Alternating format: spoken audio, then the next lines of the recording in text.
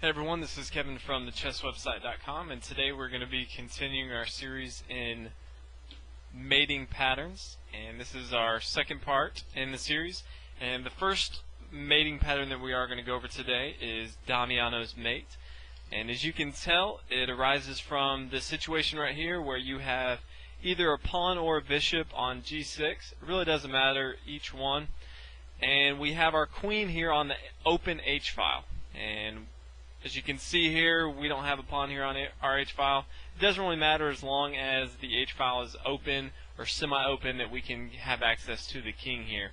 And it's white's move, and white can bring his queen to h7 and checkmate the king. The king is blocked off from f8. There is a piece on f8, and he can't come to this f7 square because our pawn or bishop is in the way. So this is Damiano's mate. Now let's take a look at an example and see how we can apply that to an actual game. And here's our example, and it's white's move, and as you can see, I've replaced the pawn with a bishop here just to show you it really doesn't matter which one we use, and I did want to go over just the concept. So take a minute if you want to do it on your own and think about white's best move in this case. And remember, think about Damiano's mate that we're trying to look for, and remember, no matter what you can do, sacrifice whatever pieces you have to make sure you can get that particular situation in a game, because it's checkmate, and that's what we're going for. So take a minute. Hopefully you came up with the move rook to h8, and it's a sacrifice move. Black's only move is to capture this rook. He can't come to f7 or h7 because of the bishop, and he can't come to h7 because of our rook as well. He has to take on h8. We can now bring our rook to h1, check again. He has to move back. We can now sacrifice another rook on h8. Again, he has to take on h8. We can now bring our queen to h1. He is forced to retreat once again to g8. And here we have Damiano's mate. We can bring our queen to h7 and checkmate. So as you can see, in this situation, we actually sacrificed two rooks. But in the very end, since we know what Damiano's mate is, we had a pretty easy win, mate in 5. So let's go ahead and take a look at the next example of mating pattern. The next mating pattern is Morphy's mate, named after one of the greatest chess minds of all time. And it looks like this. As you can see, we have a bishop on f6 attacking the king, and the g file is open for our rook. So the king is checkmated, he can't go anywhere. So we are using our bishop and our rook in this situation. Obviously a queen would work here, but for simplistic reasons, bishop and rook is all you need in this case. So let's go ahead and take a look at an example how we can use this in a normal game. In this example, if you look at it, most people would actually think that black has a better position. His king looks very well protected, and if you can see, he's up in material. But since we know Morphy's mate, we can use the rules that we've looked at to approach a game where we know the ending is going to be good for us. So take a minute and think about where you think white should go so that we can approach Morphy's mate.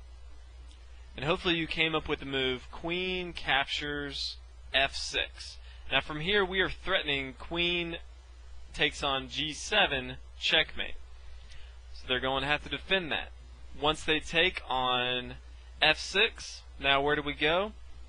We bring our rook to g1 check, and when the king moves, we can now come in with our bishop, capture on f6, and checkmate. So from here, it looked like a pretty even situation. It even looked like black was ahead, but we were able to have a queen sacrifice because we knew Morphy's mate, and we have a pretty easy win. So let's go ahead and take a look at the next example. This is kind of like Morphy's mate, and it's Morphy's concealed mate.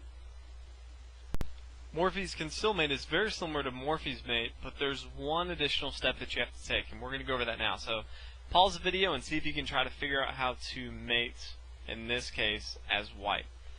The first move is going to, hopefully you figured out, the first move is rook captures on g7.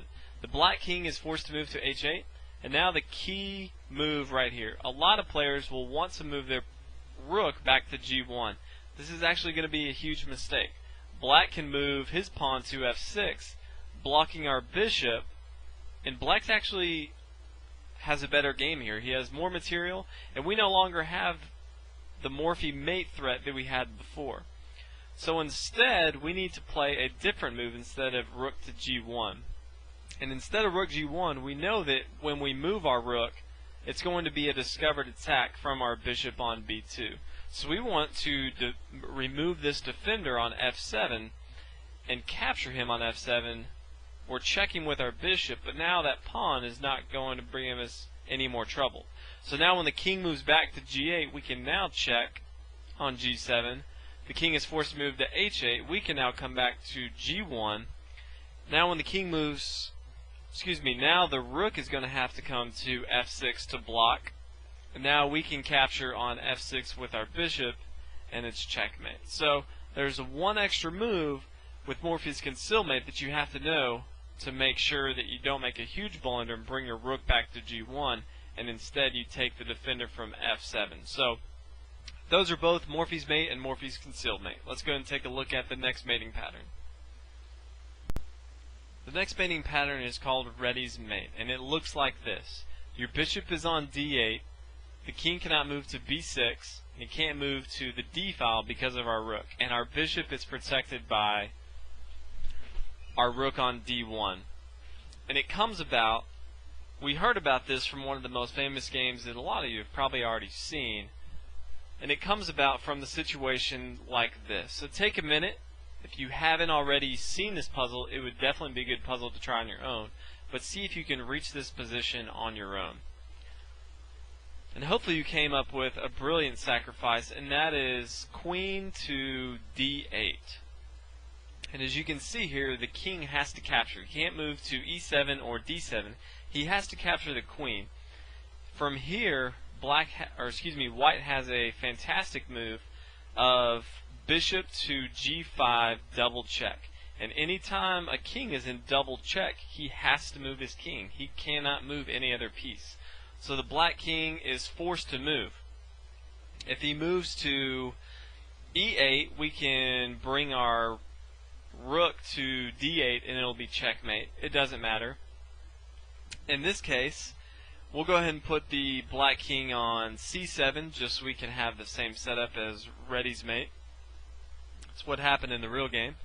And we can bring our bishop to d8 and it's checkmate. But again, even if the black king moves to e8, we can bring our rook to d8 and it's checkmate. Either way, but as long as you know the situation and how it'll rise. And it normally happens when the king is not castled for black or white, depending on which way it's set up. And white is castled on the queen side, so his rook is lined up on the d file. So that is Reddy's mate, and the next one we're going to look at is Smothered mate. It's one that you'll see very, very often, and it's the last mate that we're going to look at. So we'll go ahead and take a look at Smothered mate. Smothered mate looks like this. The king is trapped in and is checked by the knight here on f7 and can't move. He's what they call smothered. And this is going to be the most common besides the back rank mate that you're going to find. And a lot of players miss so many opportunities for smothered mates because they just don't know what to look for. And so we're going to take a look at an example. There's a lot of different examples out there, but we're going to go ahead and take one look at it and see something that you should be looking for when it comes to smothered mate. So the example we're going to look at is here, and as you can see, white is down a whole lot of material, but we have a knight near the black king, and the black king is near the corner, and we have a very active piece, our white queen on the e-file, that can jump into the action very quickly. When you see this, you should be looking for smothered mate. So, take a minute, see if you can figure this out on your own. And hopefully you came up with the move queen to e6 check. Now black has two options here. His first move is to move into checkmate immediately with king to f8, and then we can checkmate with f7. That's usually not going to happen. Instead, you'll normally see the black king come to h8. Now here's where it gets interesting. We can bring our knight to f7, check. The only move black has is to move back to g8. And here's the tricky move right here. It's knight to h6. It's a discovered check with our queen. and we're putting our knight where we want him to go. So, like we said before, the king has to move. He's not going to move to f8 because he'd be moving into checkmate, so he's going to move back to h8. And then here, we can bring our queen to g8 check. The black king cannot capture because of our knight. The only move he has is to capture with his rook on g8. And from here, the final blow, knight to f7, checkmate. So, you will see smothered mate in various traps in the beginning. You will see smothered mates at the end of games, but always be looking for, especially when a knight is around a king. You don't necessarily need a queen involved, but many times you can have a nice little queen sacrifice with a knight.